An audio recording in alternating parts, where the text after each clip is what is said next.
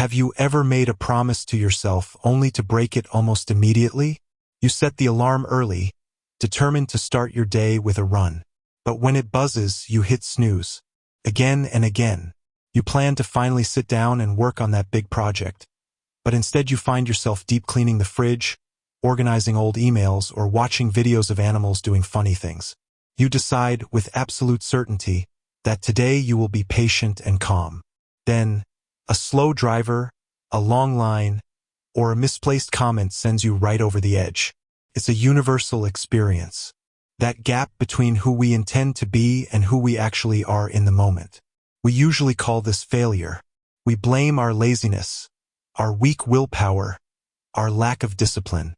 We get frustrated and we resolve to try harder, to fight that lazy, rebellious part of ourselves with more plans, more rules, more force. But what if we're fighting the wrong battle? What if that rebellious part isn't the enemy, but a messenger? And what if our strategy of trying harder is actually the very thing keeping us stuck in the cycle? This isn't a new problem. Over 150 years ago, a Russian writer named Fyodor Dostoevsky explored this inner civil war with terrifying clarity. He didn't have modern psychology, but he had a deep, almost painful understanding of the human soul. He saw that our hunger for logic, control, and perfect happiness often crashes into a deeper, more stubborn part of ourselves. A part that values freedom and authenticity above all else, even above our own success and comfort. His message is startlingly relevant today. The more fiercely you try to control your nature, the more powerfully it will rebel. You cannot reason your way into peace. You cannot will yourself into lasting happiness. And the attempt to do so might be the source of your deepest conflict. To understand why, we need to meet one of literature's most stubborn characters, the Underground Man. Dostoevsky introduces us to this man in his short novel, Notes from Underground. The Underground Man is presented with the modern world's perfect bargain. It's the same bargain we're all offered. It says, follow the formula. Act in your own rational self-interest. Make the smart choice, the efficient choice, and you will be rewarded with happiness and success. It's simple mathematics. But the Underground Man looks at this perfect, logical equation for a good life and says, no. He doesn't just say no quietly. He screams it. He actively chooses misery. He cultivates his own resentment. He locks himself away in a small, dirty room, not out of sadness, but out of a kind of twisted, triumphant defiance. His reason is unforgettable.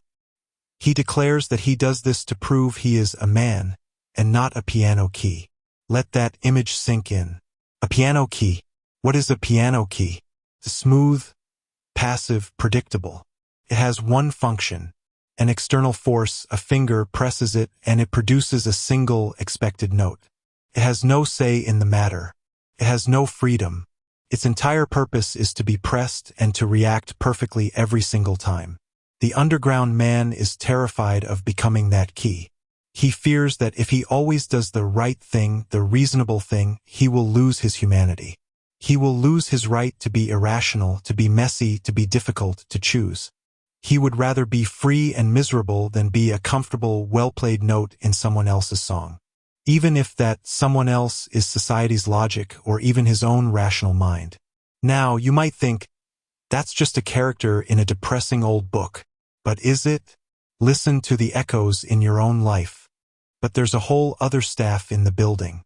There's the emotional core, the instinctive body, the creative spirit, the wounded child.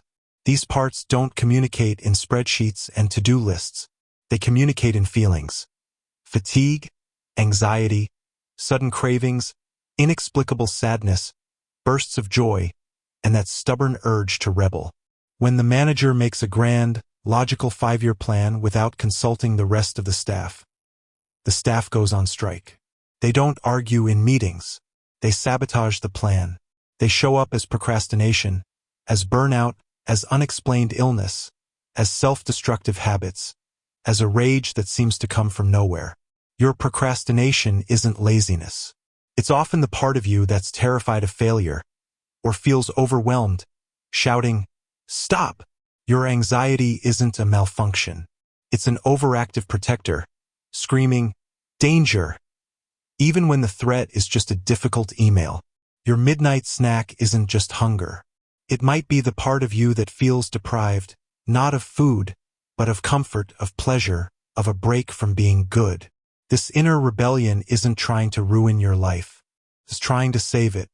It's trying to get the manager's attention. It's the only way these other parts of you know how to say, "You are ignoring us. Your plan doesn't work for all of us. We live here too." So, if trying harder means empowering the tyrannical manager to crack down even more, we know how that ends. In mutiny. What, then, is the path forward? Dostoevsky doesn't offer a 10-step program. He points toward a shift in consciousness, a move from dictatorship to diplomacy, from force to curiosity. The solution isn't to work harder, but to listen better. Step 1, shift from critic to curious observer. The next time you fail, you yell at your kids, you skip the gym, you waste an evening, pause the self-condemnation cycle. Don't let the manager start its lecture. Instead, approach yourself with the gentle curiosity of a scientist observing a fascinating phenomenon. Ask softly, I wonder what that was about.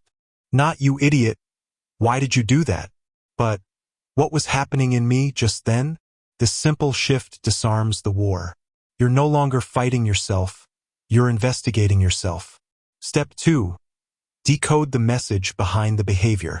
Every problem behavior is a coded message from a part of you that feels unheard. Procrastination on a creative project? It might be fear of your work being judged, or a perfectionist part freezing you to avoid potential failure. Snapping at a loved one? It's rarely about them.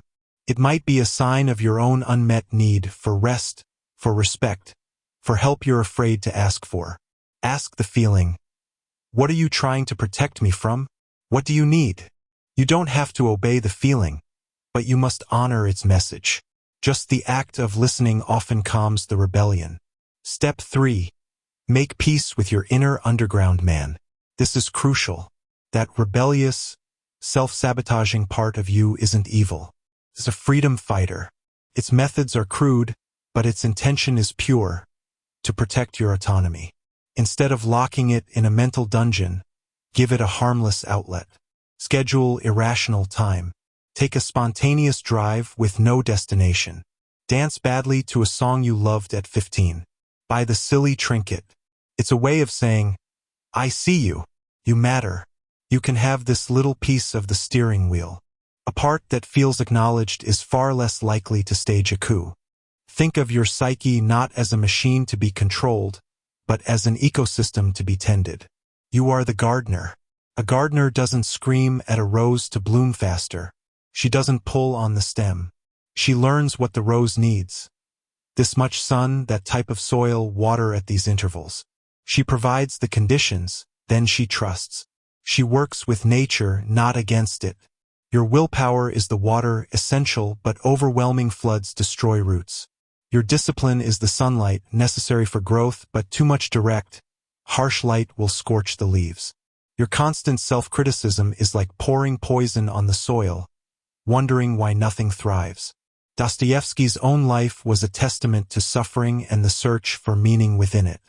He faced a firing squad, only to be pardoned at the last second. He spent years in a Siberian prison camp. He knew the depths of human darkness, both around him and within him. Yet his greatest works don't end in despair. They end in a hard-won, fragile peace. A peace that comes not from eliminating the warring parts, but from accepting them. From bringing the cold Raskolnikov and the rebellious underground man and the guilty, feeling heart into the same room and allowing them to exist together. The redemption is in the integration. It's in realizing you are all of it. The planner and the saboteur, the critic and the comforter, the one who wants greatness and the one who wants to hide. So today, if you are exhausted from the civil war inside your own skull, declare a truce. Stop trying to be perfect. Stop trying to force yourself into a mold. Sit quietly, just for a minute. Place a hand on your heart if it helps. And ask, with genuine kindness, the most important question you may ever ask yourself. What do you need? Then listen. not with the ears of the manager who wants a productive answer. Listen with the quiet space of your own awareness. The answer might not be logical. It might be rest. It might be to cry. It might be to go outside. It might be to ask for help. It might be to forgive yourself for yesterday. This is not giving up.